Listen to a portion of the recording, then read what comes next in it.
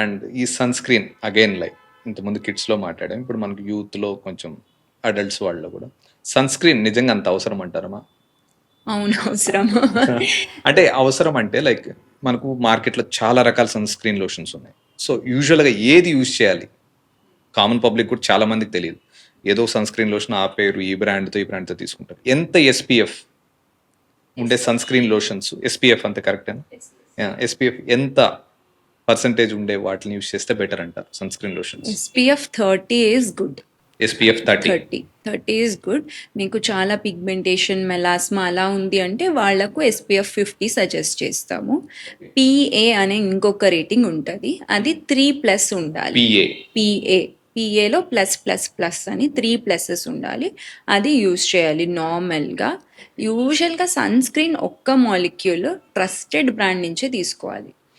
ఎందుకంటే ఇండియాలో చాలా సన్ స్క్రీన్కి ఫస్ట్ ఇంగ్రీడియంట్ వాటర్. మన షాప్కి వెళ్తే 100 ప్రోడక్ట్స్ ఉంటాయి సన్ స్క్రీన్ లోషన్స్. అది చాలా ఇంగ్రీడియంట్స్లో ఫస్ట్ ఇంగ్రీడియంటే చాలా సన్ స్క్రీన్లో ఆక్వా అని ఉంటుంది, వాటరే ఉంటుంది. అలా ఉండొద్దు, చాలా మట్టుకు మనకు యాక్టివ్ ఇంగ్రీడియంట్ ఉండాలి. సో మెడికేటెడ్ రేంజ్ సన్ స్క్రీన్సే బెటర్.